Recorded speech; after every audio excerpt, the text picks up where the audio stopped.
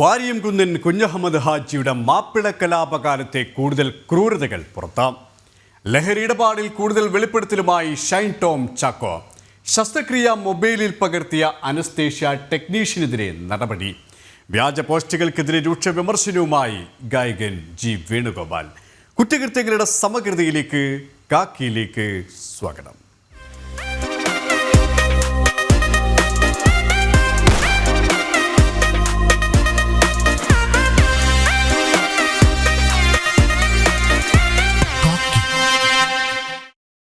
ലഹരി കേസിൽ ഷൈൻ ടോം ചാക്കോയുടെ മൊഴിയിലെ കൂടുതൽ വിവരങ്ങൾ പുറത്തു വന്നിരിക്കുകയാണ്.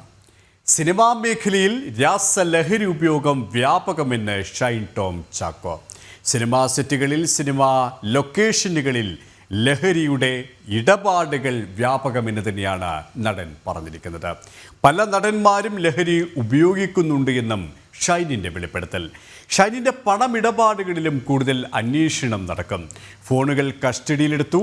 ഇതിനിടെ പോലീസ് FIR റദ്ദാക്കാൻ ഷൈൻ ടോം ചാക്കോ കോടതിയെ സമീപിക്കാനും നീക്കം നടത്തി.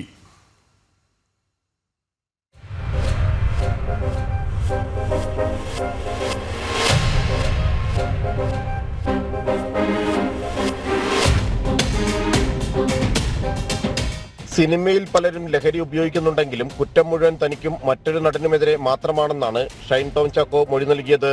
സിനിമാ മേഖലയിൽ രാസലഹരി ഉപയോഗം വ്യാപകമാണ്. പരിശോധനകൾ ശക്തമായതോടെ കഴിഞ്ഞ ഒരു മാസമായി സിനിമാ സെറ്റുകളിൽ ലഹരി കിട്ടാൻ ബുദ്ധിമുട്ടുണ്ടായിരുന്നു. ഷൈനിന്റെ പണമിടപാടുകളും ദുരൂഹമാണ്. 2000 രൂപ മുതൽ 5000 രൂപ വരെ ചില അക്കൗണ്ടുകളിലേക്ക് കൈമാറിയിട്ടുണ്ട്.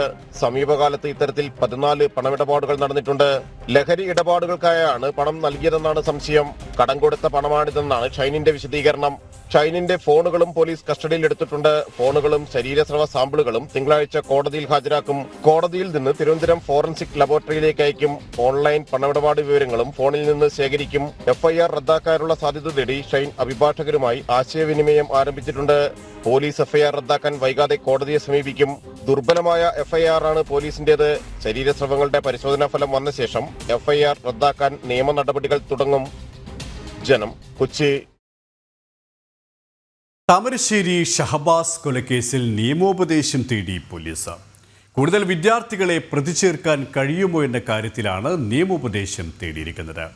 അടുത്ത മാസം അവസാനത്തോടെ കുറ്റപത്രം സമർപ്പിക്കുമെന്നും അന്വേഷണ സംഘം വ്യക്തമാക്കിയിട്ടുണ്ട്. അതേസമയം തന്നെ പ്രതികളായ ചില വിദ്യാർത്ഥികളുടെ രക്ഷിതാക്കൾക്ക് ഇതിൽ പങ്കുണ്ട് എന്നുള്ള ഷഹബാസിന്റെ പിതാവിന്റെ ആരോപണത്തിൽ വ്യക്തമായ തെളിവുകൾ ലഭ്യമായിട്ടില്ല എന്നും അന്വേഷണ സംഘം വ്യക്തമാക്കിയിട്ടുണ്ട്.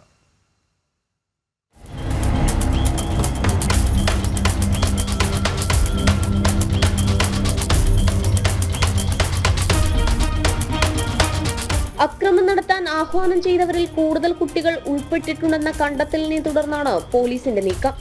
നിലവിൽ പ്രതി ചേർക്കപ്പെട്ട 6 വിദ്യാർത്ഥികളും വെള്ളിമാടുകുന്ന് ജുവനൈൽ ഹോമിലാണുള്ളത്.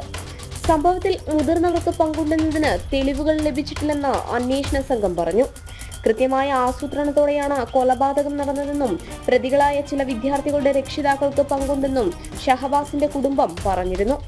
ആക്രമണം നടക്കുമ്പോൾ സംഭവ സ്ഥലത്ത് ചില രക്ഷിതാക്കളുടെ സാന്നിധ്യം ഉണ്ടായിരുന്നതായി ഷഹബാസിന്റെ പിതാവ് ആരോപിച്ചിരുന്നു. എന്നാൽ ഇതിന് തെളിവുകൾ ലഭിച്ചിട്ടില്ലെന്നാണ് പോലീസ് വ്യക്തമാക്കുന്നത്. മെയ് അവസാനത്തോടെ കുറ്റപത്രം സമർപ്പിക്കുമെന്നും പോലീസ് പറഞ്ഞു. ഫെബ്രുവരി 28-നാണ് താമരശ്ശേരിയിലെ സ്വകാര്യ ട്യൂഷൻ സെന്ററിൽ വിദ്യാർത്ഥികൾ തമ്മിലുണ്ടായ സംഘർഷത്തിൽ ഷഹബാസിന് ഗുരുതരമായി പരിക്കേറ്റത്. മെഡിക്കൽ കോളേജിൽ ചികിത്സയിലിരിക്കെ മാർച്ച് 1-നാണ് മരണം സംഭവിച്ചത്. ജനം, കോഴിക്കോട്. ഉത്സവത്തിനിടെ ചെഗുവേരയുടെ പതാകയും വിപ്ലവ ഗാനവുമായി വീണ്ടും CPM.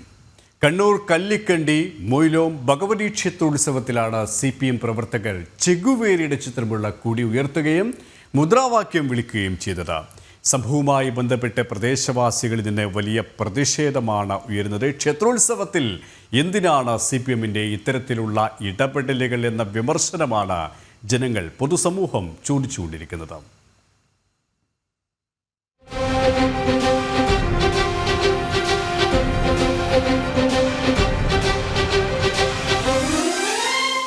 കഴിഞ്ഞ ദിവസമാണ് കല്ലിക്കണ്ടി കാവുകുന്നത്ത് മൊയ്ലോം ഭഗവതി ക്ഷേത്രോത്സവം നടന്നത്.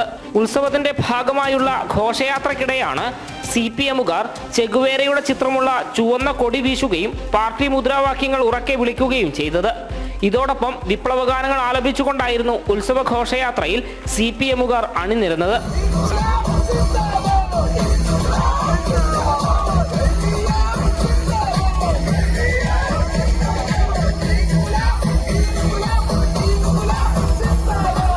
സംഭവവുമായി ബന്ധപ്പെട്ട വലിയ പ്രതിഷേധമാണ് ഉയർന്നു വരുന്നത്.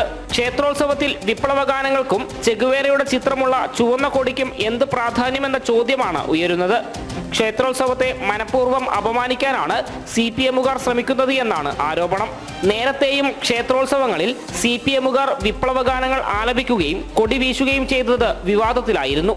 തലശ്ശേരി മണോളിക്കാവിൽ കലശം വരവിനിടെ CPMുകാർ മുദ്രാവാക്യം വിളിച്ചത് വലിയ സംഘർഷത്തിനാണ് വഴിവെച്ചത്. കതിരൂർ പുല്യോട്ടുകാവിൽ ക്ഷേത്രത്തിനുള്ളിൽ ചെഗുവേരയുടെ ചിത്രമുള്ള കൊടി വീശിയതും വലിയ പ്രതിഷേധങ്ങൾക്കാണ് വഴിവെച്ചത്.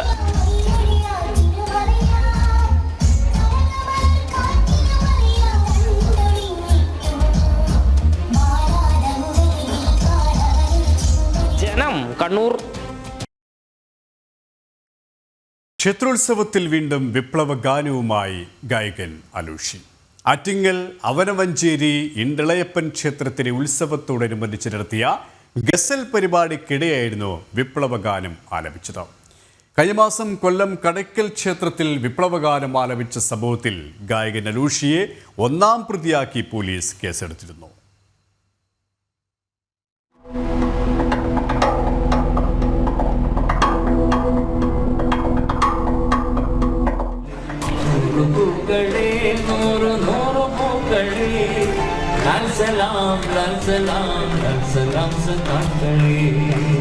അലോഷി ബോധപൂർവം പാടുകയാണ്. കൊല്ലം കടയ്ക്കൽ ദേവീ ക്ഷേത്രത്തിലെ വിപ്ലവഗാന വിവാദം മനഃപൂർവ്വമല്ല സംഭവിച്ചതെന്നായിരുന്നു അലോഷിയുടെ വിശദീകരണം. എന്നാൽ വീണ്ടും ക്ഷേത്രങ്ങളെ പാർട്ടിയുടെ പ്രചരണ വേദിയാക്കുകയാണ് അലോഷി. ആറ്റിങ്ങൽ അവനവഞ്ചേരി ഇണ്ടളയപ്പൻ ക്ഷേത്രത്തിലെ ഉത്സവത്തോടനുബന്ധിച്ച് നടത്തിയ ഗസൽ പരിപാടിക്കിടെയായിരുന്നു വിപ്ലവഗാനങ്ങൾ അലോഷി ആലപിച്ചത്. ക്ഷേത്രത്തിൽ അലോഷിയുടെ ഗസൽ പരിപാടിയിൽ വിപ്ലവഗാനം ഉണ്ടാകുമെന്ന് പ്രദേശവാസികൾ മുന്നറിയിപ്പ് നൽകിക്കൊണ്ട് പോലീസിൽ പരാതി നൽകിയിരുന്നു. എന്നാൽ പോലീസിൽ നിന്ന് ലഭിച്ചത് അങ്ങനെയൊന്നും ഉണ്ടാകില്ല എന്ന ഉറപ്പാണ്. അലോഷിയെ 1-ാം പ്രതിയാക്കി കേസെടുത്തിട്ടും അലോഷി ബോധപൂർവം വിപ്ലവഗാനങ്ങൾ വീണ്ടും ക്ഷേത്രത്തിൽ ആലപിക്കുകയാണ്. CPMനെ പ്രകീർത്തിച്ചുകൊണ്ടുള്ള ഗാനങ്ങൾ ക്ഷേത്രങ്ങളിൽ അവതരിപ്പിക്കുമ്പോൾ പാർട്ടി കൈയടിച്ചു കൂടെ നിൽക്കുന്നു. ഹൈക്കോടതിയുടെ നിർദ്ദേശങ്ങൾ പാർട്ടിയുടെ ബോധമായ ഇടപെടലോട് കൂടി ലംഘിക്കപ്പെടുകയാണ്. ജനം, തിരുവനന്തപുരം. പാർട്ടിക്ക് നേരെ ഒളിയമ്പെയ്ത് CPM നേതാവ് PP ദിവ്യ. ഒപ്പം നടന്നവർ തന്നെയാണ് കല്ലെറിഞ്ഞതെന്നും വേട്ടയാടപ്പെട്ട നിരപരാധിയാണ് താനെന്നും സൂചിപ്പിച്ചുകൊണ്ടാണ് ADMന്റെ മരണത്തിൽ ആത്മഹത്യാ പ്രേരണ കുറ്റം ചുമത്തപ്പെട്ട PP ദിവ്യ യൂട്യൂബിൽ വീഡിയോ ഇട്ടത്. ഈസ്റ്റർ ദിനാശംസകളും PP ദിവ്യ പങ്കുവച്ചിട്ടുണ്ട്.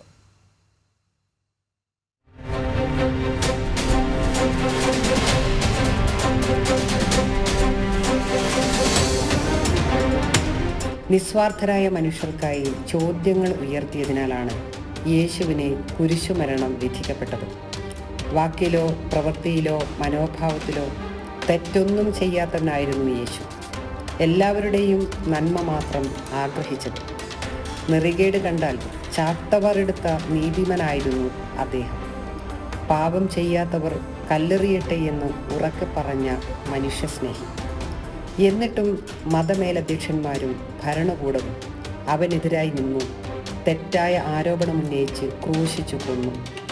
ഒപ്പമിരുന്ന് അത്താഴം കഴിച്ചവരായിരുന്നു ഒറ്റിക്കൊടുത്തത്. ഒപ്പം നടന്നവരായിരുന്നു കല്ലെറിഞ്ഞത്. എത്ര സത്യസന്ധമായി ജീവിച്ചാൽ പോലും ആൾക്കൂട്ടം കാര്യമറിയാതെ കല്ലെറിയും. എങ്കിലും നമ്മുടെ ജീവിതം സത്യസന്ധമാണെങ്കിൽ ഇന്നല്ലെങ്കിൽ നാളെ ഏത് പാതാളത്തിലാണെങ്കിലും. ADM നവീൻ ബാബുവിന്റെ ആത്മഹത്യയുമായി ബന്ധപ്പെട്ട് CPMൽ നിന്നും അല്ലാതെയും നിരവധി വിമർശനങ്ങൾ PP ദിവ്യ നേരിട്ടിരുന്നു. ഇതിനെല്ലാം മറുപടി എന്നോണമാണ് ഈസ്റ്റർ ദിന സന്ദേശത്തിൽ PP ദിവ്യ ഒളിയമ്പെയ്തത്. ഒറ്റനോട്ടത്തിൽ പരോക്ഷമായി തോന്നുമെങ്കിലും പരസ്യമായി തന്നെയാണ് കാര്യങ്ങൾ തുറന്നു പറഞ്ഞിരിക്കുന്നത്. ഒപ്പമിരുന്ന് അത്താഴം കഴിച്ചവരായിരുന്നു ഒറ്റിക്കൊടുത്തത്. ഒപ്പം നടന്നവരായിരുന്നു കല്ലെറിഞ്ഞത് എന്നും ദിവ്യ പറയുന്നു. തന്നെ കൂടെ നടന്നവർ തന്നെ ചതിച്ചു എന്ന പരോക്ഷ പ്രതികരണമാണ് ദിവ്യ വീഡിയോയിലൂടെ ഉദ്ദേശിച്ചതെന്നാണ് വിലയിരുത്തൽ. കൂടാതെ നമുക്കൊരു പതനമുണ്ടാകുമ്പോൾ കൂടെ ആരൊക്കെ ഉണ്ടാകുമെന്ന തിരിച്ചറിവും നമുക്കൊരു പാഠമാണ് എന്നും ദിവ്യ വ്യക്തമാക്കുന്നു. ADMന്റെ ആത്മഹത്യയുമായി ബന്ധപ്പെട്ട വിവാദ സമയത്ത് പാർട്ടി ഒപ്പം നിന്നില്ലെന്ന സൂചനയാണ് ഇത് നൽകുന്നത്. ഇരയുടെ വേദന തിരിച്ചറിയാത്തിടത്തോളം കാലം സമൂഹത്തിന്റെ മനസ്സ് എന്നും വേട്ടക്കാരൻ്റേത് തന്നെയാണെന്നും ദിവ്യ പറയുന്നുണ്ട്. എന്നാൽ ADMന്റെ മരണവുമായി ബന്ധപ്പെട്ട് ആത്മഹത്യാ പ്രേരണാക്കുറ്റത്തിൽ TP ദിവ്യയെ മാത്രമാണ് പോലീസ് പ്രതി ചേർത്തിട്ടുള്ളത് എന്ന വസ്തുത അതേപടി നിലനിൽക്കുന്നുണ്ട്. ജനം, കണ്ണൂർ. ഹെൽത്ത് ഇൻസ്പെക്ടർ ചമഞ്ഞെത്തി ഇതര സംസ്ഥാന തൊഴിലാളികളുടെ താമസ സ്ഥലത്ത് നിന്നും കവർച്ച നടത്തിയ പ്രതി പിടിയിലായി. നിലമ്പൂർ സ്വദേശി അബ്ദുൾ റഷീദാണ് പിടിയിലായത്. ഇയാളിൽ നിന്നും കവർച്ച ചെയ്ത 5 മൊബൈൽ ഫോണുകൾ കണ്ടെത്തിയിട്ടുണ്ട്. കോഴിക്കോട്ടെ ഇതര സംസ്ഥാന തൊഴിലാളികളുടെ താമസ സ്ഥലത്ത് നിന്നും 11 മൊബൈൽ ഫോണുകളും 1 ലക്ഷം രൂപയും നിരവധി വാച്ചുകളുമാണ് പ്രതി കവർന്നത്.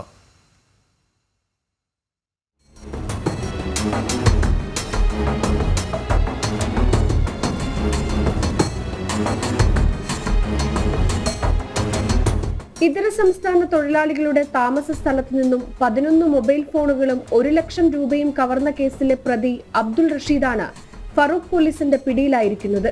മോഷണശേഷം സ്വന്തം നാടായ നിലമ്പൂരിലേക്ക് കടന്ന പ്രതി പ്രദേശത്തെ ലോഡ്ജിൽ മുറിയെടുത്ത് താമസിക്കുകയായിരുന്നു. ഈ സമയത്തിനകം തന്നെ കൈവശമുണ്ടായിരുന്ന 6 മൊബൈൽ ഫോണുകൾ വിൽക്കുകയും ചെയ്തു. പ്രതിയുടെ കയ്യിൽ നിന്ന് 5 മൊബൈൽ ഫോണുകൾ പോലീസ് കണ്ടെത്തിയിട്ടുണ്ട്. മോഷണം നടത്തിയതിന്റെ തലേ ദിവസം ഇതര സംസ്ഥാന തൊഴിലാളികൾ താമസിക്കുന്ന സ്ഥലത്തെത്തിയ മോഷ്ടാവ് താൻ ഹെൽത്ത് ഇൻസ്പെക്ടറാണെന്നും മുറികൾ വൃത്തിയായി സൂക്ഷിക്കാത്തത് എന്തെന്നും അന്വേഷിച്ച മടങ്ങുകയായിരുന്നു.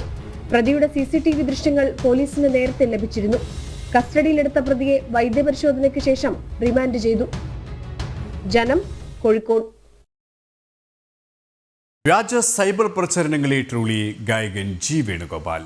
മരിച്ചിട്ടില്ലെന്നും മരിക്കാൻ ഉദ്ദേശിച്ചിട്ടില്ലെന്നും ഗായകൻ ഫേസ്ബുക്കിൽ കുറിച്ചു.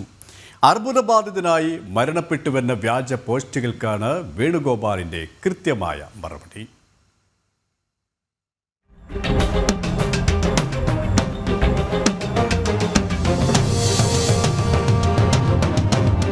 ജീവിച്ചിരിക്കെ തന്നെക്കുറിച്ചുള്ള മരണവാർത്ത വായിക്കേണ്ടി വന്നതിനെക്കുറിച്ച് നേരത്തെയും പ്രതികരിച്ചിട്ടുണ്ട് ഗായകൻ G വേണുഗോപാൽ. ഇപ്പോഴിതാ 2ാം തവണയും തന്റെ വ്യാജ മരണവാർത്ത വന്നതിനെക്കുറിച്ച് ഫേസ്ബുക്കിൽ കുറിപ്പ് പങ്കുവച്ചിരിക്കുകയാണ് അദ്ദേഹം. 1 വർഷത്തിനുള്ളിൽ 2 പ്രാവശ്യം മരണം തേടിയെത്തിയ ഭാഗ്യവാനായിരിക്കുന്നു എന്ന് പറഞ്ഞുകൊണ്ടാണ് അദ്ദേഹത്തിന്റെ കുറിപ്പ്. കശ്മീർ യാത്ര കഴിഞ്ഞ് തിരിച്ചെത്തിയപ്പോഴാണ് തന്റെ സ്കൂൾ ഗ്രൂപ്പിൽ മരണവാർത്ത കണ്ടതെന്ന് വേണുഗോപാൽ കുറിക്കുന്നു. താൻ ഉടനെ ഒന്നും മരിക്കാൻ ഉദ്ദേശിക്കുന്നില്ല എന്നൊരു പത്രസമ്മേളനം നടത്തണോ എന്ന് ഉപദേശിക്കണേ എന്ന് പറഞ്ഞാണ് കുറിപ്പ് അവസാനിപ്പിക്കുന്നത്. മുമ്പും ഇത്തരത്തിലൊരു വിയോഗ വാർത്ത വന്നതിന് പിന്നാലെ ഫോൺ കോളുകൾക്ക് മറുപടി പറഞ്ഞ് മടുത്തതിനെ കുറിച്ച് വേണുഗോപാൽ പറഞ്ഞിട്ടുണ്ട്.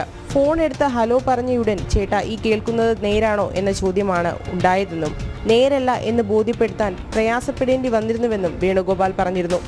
ജനം, തിരുവനന്തപുരം. കോഴിക്കോട് നാദാപുരത്തെ വിവാഹ സംഘം സഞ്ചരിച്ച വാഹനത്തിന് നേരെ മുസ്ലിം ലീഗ് പ്രവർത്തകരുടെ അക്രമം. 1 വയസ്സുള്ള കുട്ടി ഉൾപ്പെടെ 4 പേർക്കാണ് അതിക്രമത്തിൽ പരിക്കേറ്റത്. സംഭവത്തിൽ ഒരാളെ വളയം പോലീസ് അറസ്റ്റ് ചെയ്തിട്ടുണ്ട്.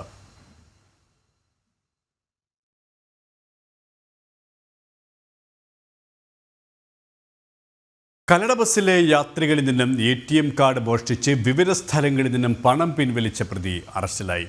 ബസ്സിലെ തന്നെ ക്ലീനർ കൂടിയായ തിരുവല്ല കുന്നക്കാട് സ്വദേശി ജോപിൻ മാത്യു ആണ് പോലീസിന്റെ പിടിയിലായത്.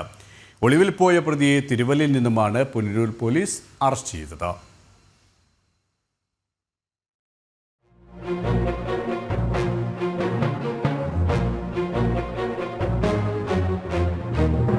കഴിഞ്ഞ വർഷം ഒക്ടോബർ 1-ാം തീയതി ബാംഗ്ലൂരിൽ നിന്നും പുനലൂരിലേക്ക് സർവീസ് നടത്തിയ കല്ലട ബസ്സിലായിരുന്നു മോഷണം.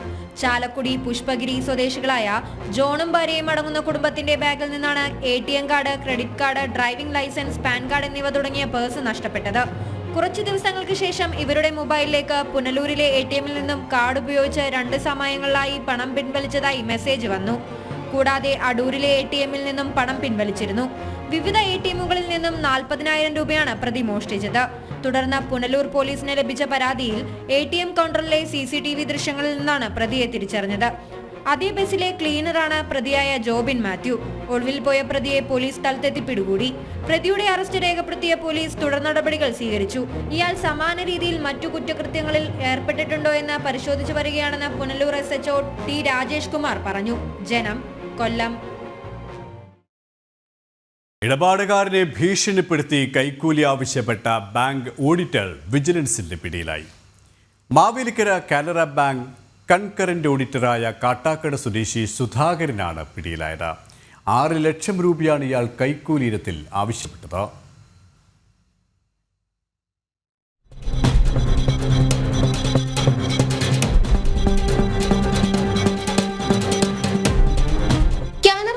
ലോൺ ഇടപാടുകൾക്ക് സമർപ്പിച്ച രേഖകളിൽ പ്രശ്നങ്ങൾ ഉണ്ടെന്നായിരുന്നു ബാങ്കിലെ കൺകറന്റ് ഓഡിറ്ററായ സുധാകരൻ പരാതിക്കാരനോട് പറഞ്ഞിരുന്നത്. ഇത് ഗുരുതര പ്രശ്നമാണെന്നും അക്കൗണ്ട് കിട്ടാക്കടം കാറ്റഗറിയിൽ ഉൾപ്പെടുത്തുമെന്നും സുധാകരൻ പരാതിക്കാരനെ ഭീഷണിപ്പെടുത്തി. തുടർന്ന് രേഖകൾ ശരിയാക്കാൻ 6 ലക്ഷം രൂപ കൈമാറണമെന്ന് ഇയാൾ ആവശ്യപ്പെട്ടു. ഇതേ തുടർന്നാണ് പരാതിക്കാരൻ വിജിലൻസിനെ സമീപിച്ചത്. വിജിലൻസിന്റെ നിർദ്ദേശപ്രകാരം കൊല്ലത്ത് പണം കൈമാറുമ്പോഴാണ് സുധാകരൻ പിടിയിലാകുന്നത്. അദ്ദേഹം സമർപ്പിച്ചിട്ടുള്ള രേഖകൾ ശരിയല്ല. ആ രേഖകൾ ശരിയല്ലാത്തതുകൊണ്ട് അദ്ദേഹത്തിൻ്റെ ആ ലോണിന് പ്രശ്നമുണ്ടാക്കും. അദ്ദേഹത്തിൻ്റെ അക്കൗണ്ടുകൾ NPA ആക്കിയിട്ട് മാറ്റാൻ വേണ്ടിയിട്ട് റിപ്പോർട്ട് കൊടുക്കും. ആ റിപ്പോർട്ട് കൊടുക്കാതിരിക്കണമെങ്കിൽ കൈക്കൂലി തരണം എന്ന് ഈ ചാർട്ടേഡ് അക്കൗണ്ടൻ്റ് പരാതിക്കാരനോട് ആവശ്യപ്പെട്ടു. 6 ലക്ഷം രൂപയാണ് അദ്ദേഹത്തിനോട് കൈക്കൂലി ആവശ്യപ്പെട്ടത്. മുൻപും സുധാകരൻ നിരവധി ഇടപാടുകാരെ ഭീഷണിപ്പെടുത്തിയിട്ടുണ്ടെന്ന് വിജിലൻസിന് വിവരം ലഭിച്ചിട്ടുണ്ട്. കൂടുതൽ പേരുടെ പരാതി ലഭിക്കുന്ന മുറയ്ക്ക് തുടർ നടപടികൾ സ്വീകരിക്കാനാണ് വിജിലൻസിന്റെ നീക്കം. ജനം, കൊച്ചി. കേരള സർവകലാശാലയുടെ ഭൂമി കാര്യവട്ടം ഗ്രീൻഫീൽഡ് സ്റ്റേഡിയത്തിന്റെ നിർമ്മാണത്തിന് പാട്ടവ്യവസ്ഥയിൽ നൽകിയതിൽ ക്രമക്കേട്. സ്റ്റേഡിയം കരാറുകാർ 82 കോടി രൂപ പാട്ട കുടിശ്ശികയായി സർവകലാശാലയ്ക്ക് നൽകാനുണ്ടെന്ന് വിവരാവകാശ രേഖയിൽ വ്യക്തമാകുന്നു. സ്റ്റേഡിയം മേൽനോട്ട കമ്മിറ്റി ഉണ്ടെങ്കിലും പാട്ടക്കുടിശ്ശിക ഈടാക്കുന്നതിൽ വീഴ്ചയെന്നും ആക്ഷേപമുണ്ട്. രാഷ്ട്രീയ സ്വാധീനത്തിന്റെ മറവിൽ പാട്ടത്തുക വാങ്ങുന്നില്ലെന്നാണ് പരാതി.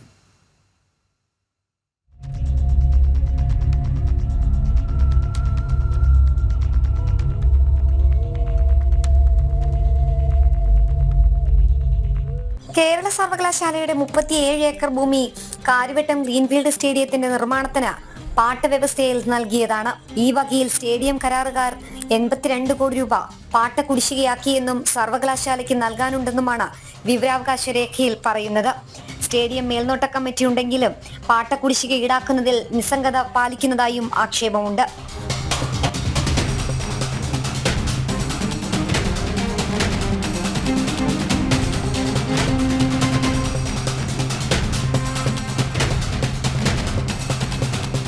കാര്യവട്ടം സ്പോർട്സ് ഫെസിലിറ്റീസ് ലിമിറ്റഡ് എന്ന ഏജൻസിയും സർക്കാർ നിയന്ത്രണത്തിലുള്ള നാഷണൽ ഗെയിം സെക്രട്ടേറിയറ്റുമാണ് സർവകലാശാല കരാറിൽ ഒപ്പുവെച്ചിട്ടുള്ളത്. സ്റ്റേഡിയത്തിന്റെ മാത്രം പരിപാലന ചുമതല ക്രിക്കറ്റ് അസോസിയേഷന് നൽകിയിട്ടുമുണ്ട്. 2010 VS അച്യുതാനന്ദൻ സർക്കാരിന്റെ കാലത്താണ് സ്റ്റേഡിയത്തിന് ഭൂമി കൈമാറാൻ തീരുമാനിച്ചത്. 2012 ഉമ്മൻചാണ്ടി സർക്കാർ ഭൂമി പാട്ടവ്യവസ്ഥയിലാണ് കൈമാറേണ്ടതെന്ന് തീരുമാനിച്ചു. 6 കോടി രൂപ മാത്രമാണ് പാട്ടത്തുകയായി സർവകലാശാലയ്ക്ക് ഇതുവരെ ലഭിച്ചിട്ടുള്ളത്.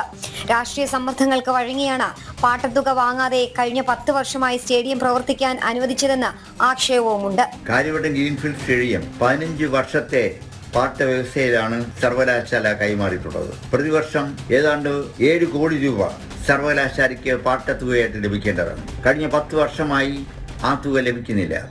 അത് ബോധപൂർവം ബന്ധപ്പെട്ട കരാറുകാരിൽ നിന്നും കളക്ട് ചെയ്യുവാൻ സർവകലാശാല അധികൃതർ തയ്യാറാകുന്നില്ല.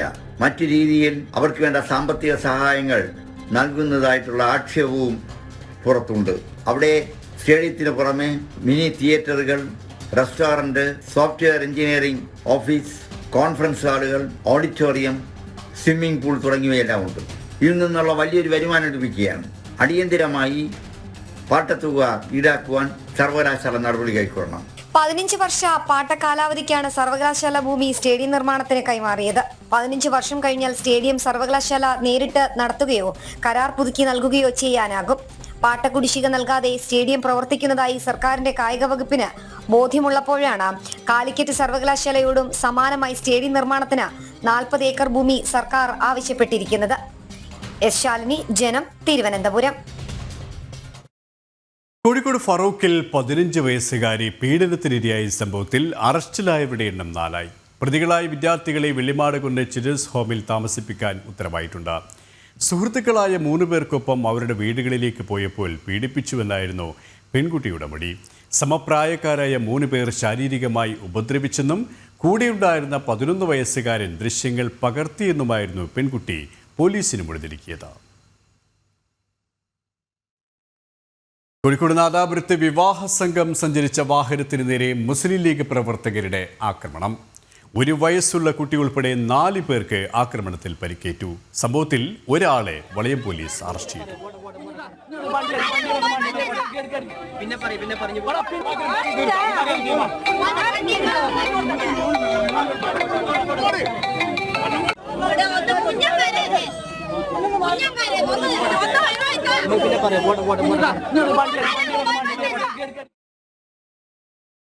തിരുവനന്തപുരത്തെ ശസ്ത്രക്രിയ മൊബൈലിൽ പകർത്തിയ അനസ്തേഷ്യ ടെക്നീഷ്യന് സസ്പെൻഷൻ. പാറശാല താലൂക്ക് ആശുപത്രിയിലാണ് സംഭവം. സൂപ്രണ്ടിന്റെ നേതൃത്വത്തിൽ നടത്തിയ പ്രാഥമിക അന്വേഷണത്തിൽ കുറ്റക്കാരനാണെന്ന് കണ്ടെത്തിയതിനെ തുടർന്ന് 30 ദിവസത്തേക്ക് അരുണിനെ സസ്പെൻഡ് ചെയ്തു.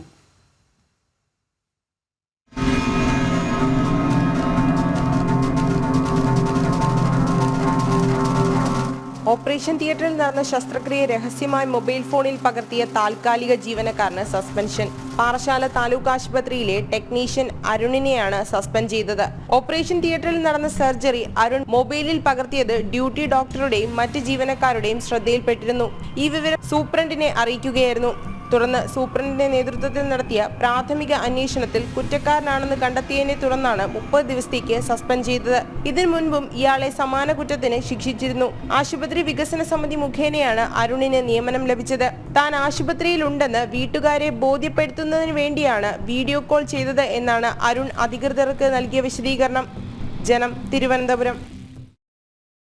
കുറ്റകൃത്യങ്ങളുടെ വാർത്തകളുമായി നാളെ ഇതേ സമയം കാക്കി സൈനിങ് ഓഫ് KP.